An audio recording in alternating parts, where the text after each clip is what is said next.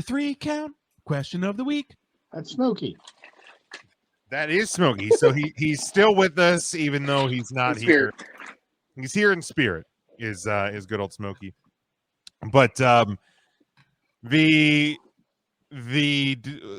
discussion point on Twitter this week, and it stemmed from, I think it was it last Thursday? Might have been last Friday. Tony Khan tweeting about how all the anti AEW accounts on Twitter are not actually real people; they're bots, insinuating that they are paid for by a certain company in Connecticut. Connecticut. And this isn't the first time that Tony Khan has kind of found himself in a little bit of hot water on from a social media standpoint, with some of his tweets and things. So I just thought, why don't we just bring this one to the table and make it a discussion point? Does Tony Khan need to dial back his Twitter activity? Look, I don't think anybody's gonna deny his passion for his company and for the wrestling business, but sometimes the things he gets into on social media can be a little bit questionable for him and for the company. So anybody have thoughts to lead us off? Yeah, I'm gonna say yeah, he definitely needs to tone it back a smidge. And it's not from anything other than sometimes talking too much causes more harm than good. Sometimes you need to let the company or companies, plural now that he owns 2 of them, breathe and let the storylines develop and see which route we're going with things, rather than, pull the old school slam radio DJing of like screaming into a microphone like, you need to get down to 37th Street right now. We've got free pizza. Sunday. Yeah, like that worked back then, but in today where a lot of people are like, oh, I can watch this on my phone in 7 minutes rather than 2 hours. I can get what I want to watch out of it. I don't need the guy owning the company like screaming at me. I'm good. And the whole bot discussion, yeah, I've said this on our show. I don't know if Jim, you're on that episode or not. You got enough to worry about with your own stuff. Like worrying what Vince is doing in Stanford and just talking about Vince and insinuating Vince. Buddy, you don't even have one company anymore you got to worry about. You got a second one you got to worry about. And you got to get that company up to speed pretty quick if you want to try to sell it to your partners to make it a weekly show that you try to get actual television time for. So worrying about what a billionaire is doing in Stamford, Connecticut, when you're a multi-millionaire with a billionaire father in Jacksonville, is like literally like, hey, I'm a member of UPS and FedEx can go fuck itself. I mean, why? Like, what is the point in telling FedEx to go fuck itself? Unless you're Tim, and then Tim can tell FedEx to go fuck itself all at once. But as UPS, why? As a multi-billion-dollar organization, like, why are you telling another multi-billion-dollar organization that right? And our packages aren't getting there because of FedEx? And like that's the thing. It's like, so let's just pretend that he's right, which I don't believe for half a second that he is. But let's pretend that he's right. So what if they are? Like what? Like why? Like why breathe that energy to the bots and to the other company that's doing that? Like it may not be a WWE member of the roster or staff. It may be WWE fans portraying bots, which guess what? You're going to run into because you're now going against their baby. Like, it is what it is, but you're now adding fuel to the fire. And right. You're now telling these people that, hey, I'm acknowledging that you exist. Right. Like, isn't that only going to make it worse? Like, right. Isn't that going to make the problem like worse? And it like, ain't going to make it go away. No. And here's the thing. Like, I mean, it's not necessarily helping or hurting. Like like year to year, you're not gaining numbers, you're not losing numbers. So like what? It's not impacting your business in any way. So it's like why give it the attention? It's no different than, you know, like, I mean, any, and this happens with any wrestler, any company, any athlete, any celebrity. I mean, it's out there no matter what. But like when you're, yeah, when you're sitting there and you have AEW and you're starting Ring of Honor, and you're, I just, I guess I don't see the point of, like, even if you think that that's a real thing, like what good does the bot tweet? And this isn't just necessarily about the bot tweet, because like I think if you go back to the situation with when Big Swole, when that all went down with AEW, like Tony Khan didn't do him any favors then when tweeting about it. Like there's just been multiple points where you can look at and go, man, this is not a good look. In my opinion, this is not a good look for the guy who's leading this company. Like, you want to tweet out every 10 minutes during the show that people should be tuning into TBS to watch a pay-per-view quality show every Wednesday night? Absolutely. Like that's like what a good, that's an example of like a good tweet by Tony Khan. Like you're promoting your brand. It is on TV. Like you have the AEW social media team, but then you also have yourself. Like, to me, it's like this, the obsession with the possibility that WWE is fucking with them. And you know what? If the WWE is fucking with you, shouldn't that be a good thing? Like, because that means if they're fucking with you, that means that you are doing something that is getting the WWE's attention. Like, the WWE is concerned about you enough that they're messing with you. Like it's no, I mean, in the earliest stages of the what ended up being the Monday Night Wars and 83 weeks and all of that, like the WWE doing the Huckster and the Nacho Man on was it like Barry King Live or whatever talk show they did. Mm-hmm. Like the WWF at the time acknowledging WCW in a way, like, was a good thing, because that's a sign that they are aware of WCW's presence. So if there are bots created by WWE, in theory, because that was the nature of the tweet. Like, to me, that should be a good thing. Don't give it the air, or if you're going to give it the air, give it different air. Don't just straight out be like, they have bots over there that are targeting us for blah blah blah. Like, make it something fucking goofy on Being the Elite.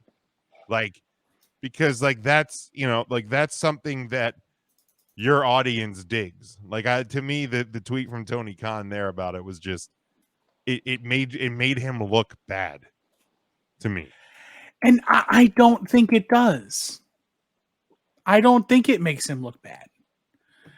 There's been a lot of talk from the other side of the aisle that, you know, there's a lot of negative talk about AEW, especially during AEW programming. He, as a concerned business person who is hip to the game of social media, who happens to own an analytics company that does this kind of stuff, but went outside and independently arbitred this, which is smart, because he could have very easily went in-house and then made a fool of himself by, I hired the best people. They were my people. I hired them. But I think it's smart. Like, especially that is how Tony Khan has always been. He's kind of been a speak first, and if he needs to dial it back, he dials it back kind of character. You also have to think, he's not necessarily a character. He is the owner who is also, like, not to steal like a Conrad Thompson line, but he's like the first fan. He sees AEW as the first fan. So he's he takes it rather personally. And I can understand that. And I can appreciate it. But where does talking about Vince do He anything? never to says help? Vince. Where does mentioning bots from the opposing company do anything to help him? I don't know if it's something, I don't think it hurts him.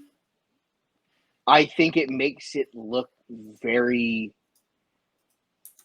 I need to put my foot in front of this before it gets out of control. But no one would know that it's out of control if you didn't bring it up.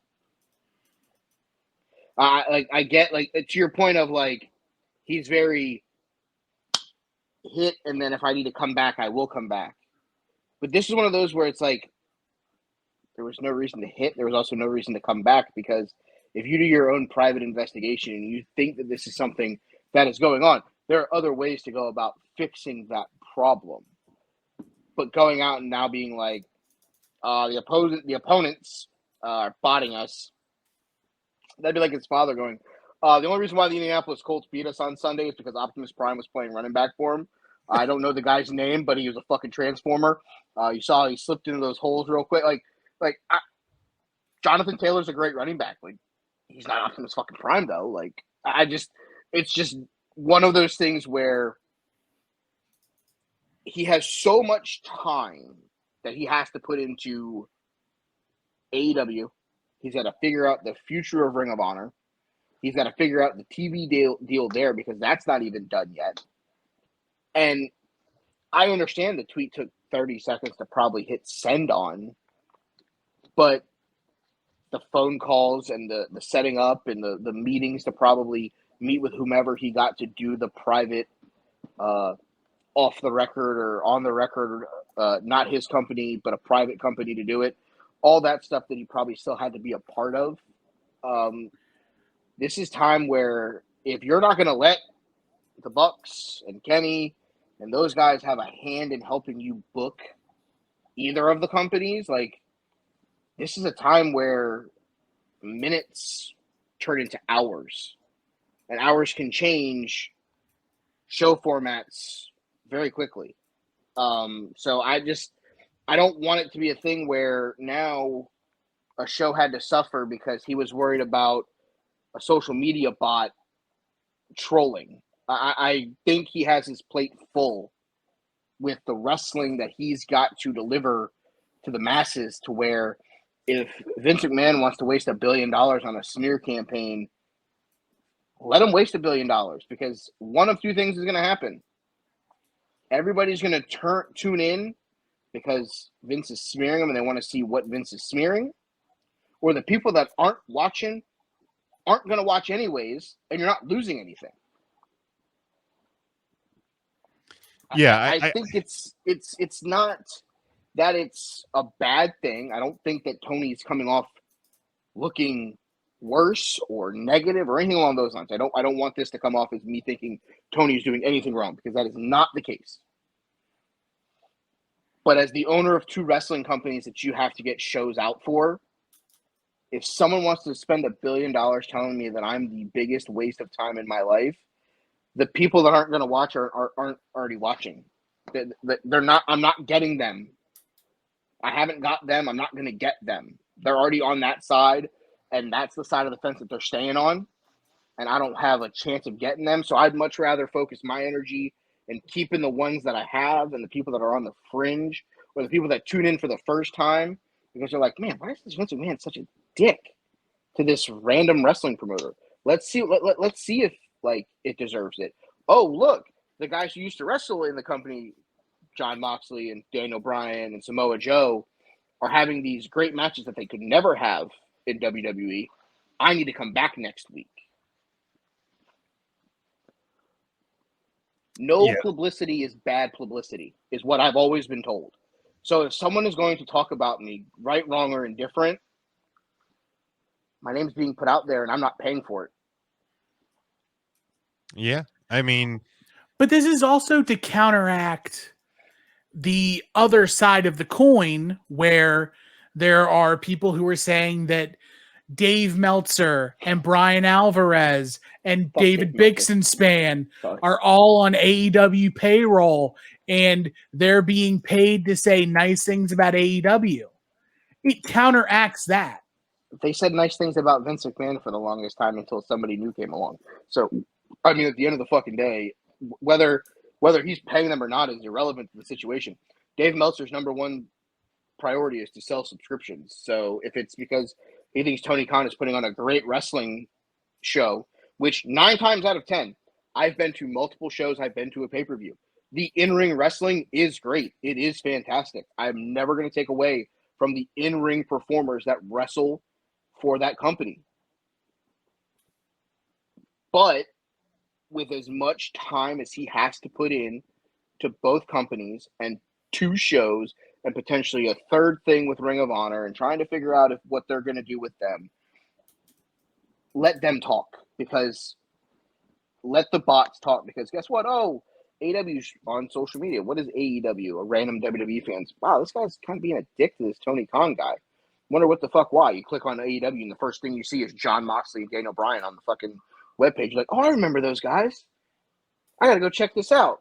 You know, I don't see I don't see where I would exhaust my energy in going after people that A, don't matter, and B, are only helping you because you're not getting those bots as it is. Because if they're paid for by WWE or if they're WWE lifers that are never going to step foot on the other side of the fence, Well, you're not getting them. And like, to me, like, it's not even so much like each side wanting to fire things across the bow at each other. Like if you're going to do that, if you're going to be in a pseudo war or whatever you want to call it, that's fine. To me, this seemed so weird and out of left field that it just seems almost like paranoid, like the dude's kind of like getting unhinged a little bit. Like, what day did he send this tweet out? It was either Thursday or Friday last week. It was I don't remember the exact day. I know it was. Okay, so we had 2 for sure appearances from Cody, including WrestleMania. Mm-hmm. The second night of WrestleMania, and the attempted thought process that a lot of people, myself included, thought that Roman Reigns was going to announce some kind of injury the following night on SmackDown. You also had Cody on the bump. Cody had filmed like the little the ear thing. The Cody ear thing from WWE headquarters. Again, I don't want this to be a thing, but it almost seems like it's a reaction to Cody moving on. Right. You said you loved him. You said you loved the fact that he gave you all he had, and you're happy for him and that he's moving on. God damn it, let him move on then. Right. It seems like it just seems very reactionary for no reason. And Cody had a great match on Saturday. We talked about it. The promo on Monday where he staked his claim that he was coming for the title was a great promo. People thought that he was going to be on SmackDown on Friday and be a part of everything. And I don't know if it's the little birdie sitting on his shoulder going, you have to say something. You have to say something now. You have to say something, because you don't. Because sometimes, like, letting the other company do something good is going to help you. Oh, WrestleMania was great. In 6 months, when they release somebody that was on that show, right, and he ends up being 6 months, you're giving me a big cushion. All right, fine. Sorry, all right, my fucking bad. In 6 months, when it's, Ridge Holland has been released from WWE, and it's like, oh look, Ridge Holland is All Elite. I will quit All Elite Wrestling. Holland Ridge. I'm just using Ridge Holland. New Holland Avenue is All Elite. I mean, obviously, I don't think you're releasing anybody from the New Day. I don't think you're releasing Butch. I don't think Sheamus is leaving. Like, when you think about it, like, insert random name is All Elite, like, oh, okay, Ridge Holland makes the most sense because, well, it's Ridge fucking Holland. But if that's your next, like, oh, this guy left the opponent, like he was just on the great show with Cody, like there's going to be somebody that was on that show that's going to be a member of the All Elite roster sooner rather than later. Yeah. Are you going to bring up the fact that they wrestled for another promotion on the night that Cody debuted for them? Like, what are we doing?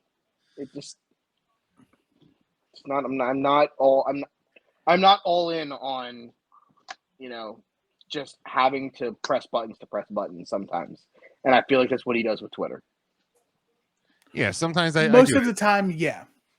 Yeah, I think like I said, like even go back to the situation with Big Swole, like he very easily that one should have been left alone. Like he could have just very easily said, there are sometimes business is business, and we move on, and we wish Swole nothing but the best, but instead it's like, well, she wasn't good enough. Like, it's just sometimes some things probably should have been left in the drafts.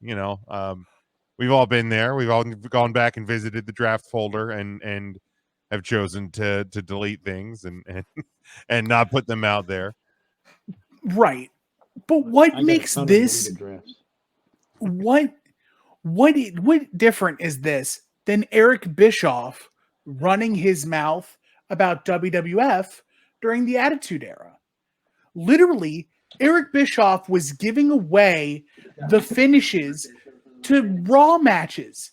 He famously gave away Mick Foley winning the WWF title. That'll put ass. If Eric Bischoff had Twitter in 1997, do you think that he would have been absolutely going off on fake Razor and fake Diesel? Probably, but to me, yes, 100%. Specifically about the right, thing, it's the same thing. But to me, them finding out the results, or knowing the results to a taped episode of Raw, or just bashing on fake Razor and fake Diesel, is different than this guy just but I don't making up something about there being bots like that. That's the difference. No, there's a bigger difference. There's a bigger difference when it comes to Bischoff. If Bischoff had Twitter back in the 90s, WCW versus WWE was, I want to put you out of business. Vince hasn't come out and been like, fuck these guys over there in fucking Jacksonville. They need to fucking suffer. It's kind of been, you want guys that don't want to be here anymore? Well, and he even kind of like acknowledged them and their existence when he was on the Mac. I mean, that's what I'm saying. So I think it's completely different from the standpoint of Vince is a lot better off than where he was. Oh, sure. But I think it would have been more, you would have gotten more retaliation tweets from Vince if Twitter was a thing in the mid to late 90s, because he would have had to gone back and forth and stand in the ring and go toe-to-toe with Bischoff because he was fighting for his life. He's not fighting for his life anymore as a wrestling promoter. I love the fact that intern Marcus said approximately 3 words in this topic, but every time I look to my right, he's just shaking his head yes. I love every minute of it, buddy. I'm sorry. I'm here for it. What is this Twitter thing? What is this Twitter? I know you don't. You have one, but you don't do it. It's like me and TikTok. I had to bring it up. Oh my god, it was so great. I just keep looking over. He's just like, here's a counterpoint, though. Okay, go ahead. So here's a counterpoint. Bischoff versus McMahon was a dick measuring contest. Who's going to put who out of business? But if you're Tony Khan and you're AEW, isn't it worse to hear out loud by the number one promotion that there is no competition, that there's nobody? And as a competitive person whose family invests in professional sports, being told there is no competition in the field you're in, aren't you going to try to do everything in your power to prove, like, if it takes standing on a soapbox and playing the town crier? Yeah, No, because they own the Jacksonville Jaguars. They should be used to being told that they're not competition. This is exactly what I was going to say. Because at the end of the day, the Jacksonville Jaguars have been as meaningful as me playing professional football the last fucking 5 years. And his dad just keeps putting money into it. You want to know why? Because it doesn't matter that his team is hot garbage because they're selling uniforms, they're selling seats, they're selling tickets. He's making money off of it. AEW is making money off of it, whether Vince McMahon is saying that they're not a competitor or not. And to be brutally honest, and this is going to come off very, very brutal, until you're filling the Smoothie King Center and filling 25,000 seat arenas every week, do I see them as competition? Am I really, if I'm Vince McMahon, am I scared that they filled the Uno Pizzeria DiGiorno theater in New Orleans when I filled the Smoothie King Center 4 times, including once for a Hall of Fame nominee thing that had fucking like Coco Beware in it? I mean, I don't necessarily know that I'm that worried. And in a way too, like it's not that me personally. I'm playing the role of Vince McMahon. I personally think that clear 100% Big Mike, AEW is a very, very, very strong competitor. I'll get to you in a second, Joe. Oh, you're over there eating. You wanted to eat first, so you finish eating, and then we'll put you on. All I'm saying is, I'm WWE. I'm not sitting here going, oh my God, this company that just started a year and a half ago is going to put me out of business like Ted Turner did or tried to 25 years ago. Yeah, they're there. We acknowledge that they're there.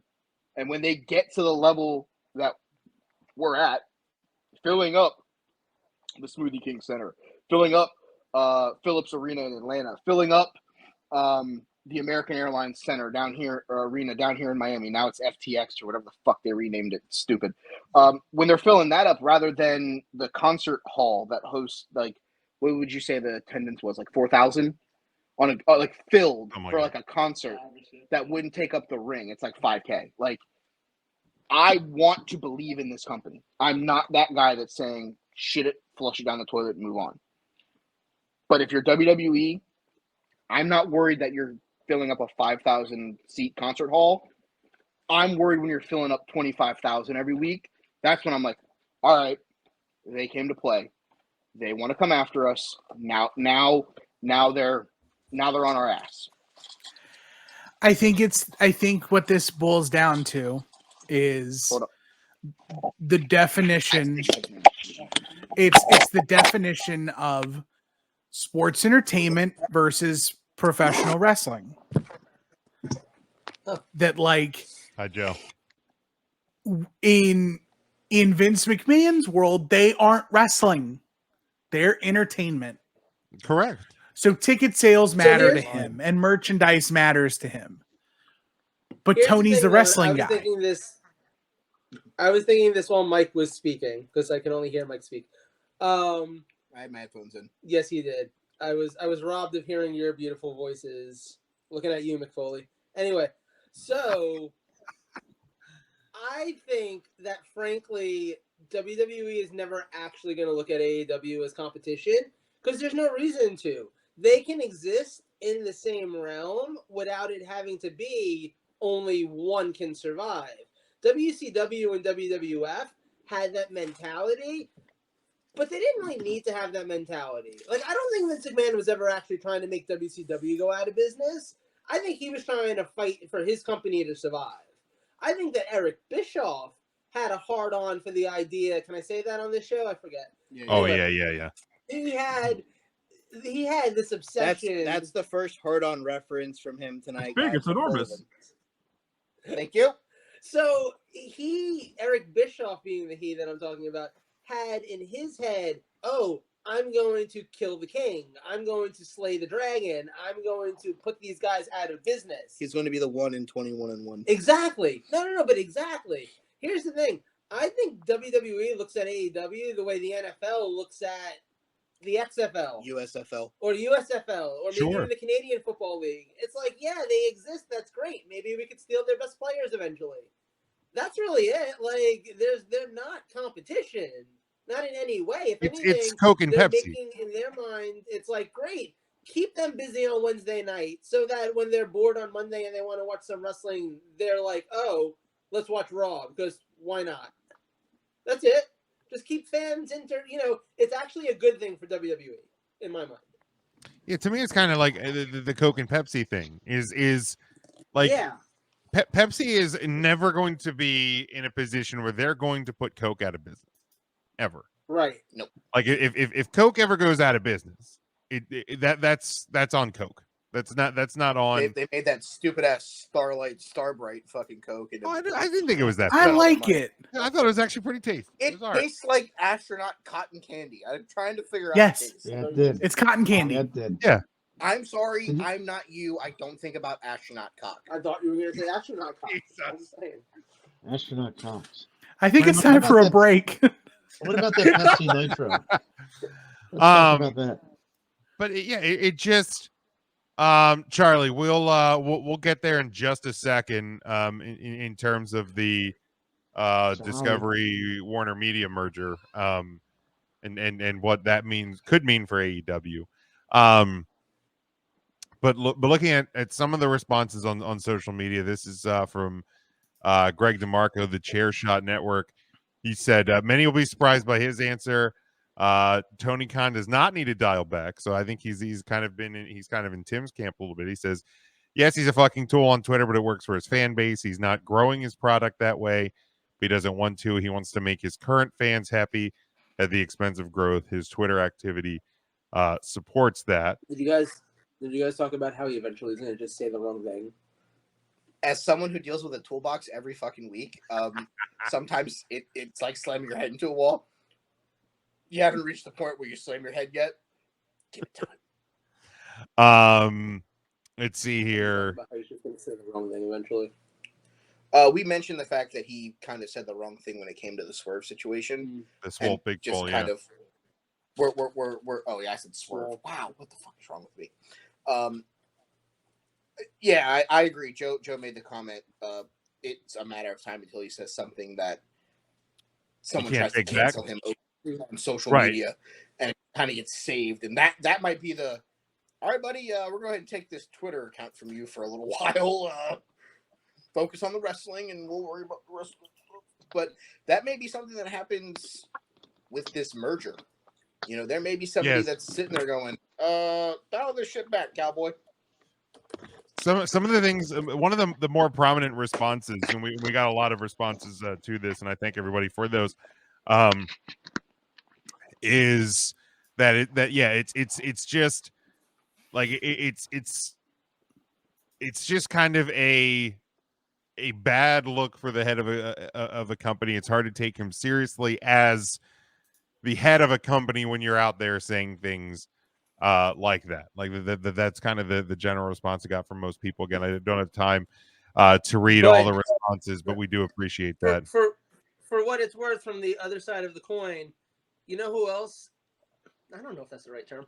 You know who else owns a company that's really prominent and says ridiculous shit on Twitter all the time, and it's not really affecting his business? The guy that's trying to buy the Twitter.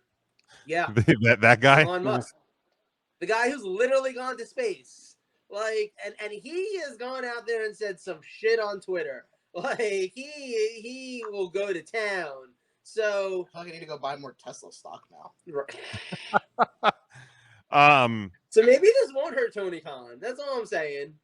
Maybe like that's and we'll see. We'll see if it gets to a point. Insert Mark, do you have anything to add on this first topic before we shift to this merger with AEW or Time Warner? This Twitter carrying on. I thought Twitter was being sold. I mean, I guess it could possibly still be getting sold. We'll have to we'll keep our eye on that.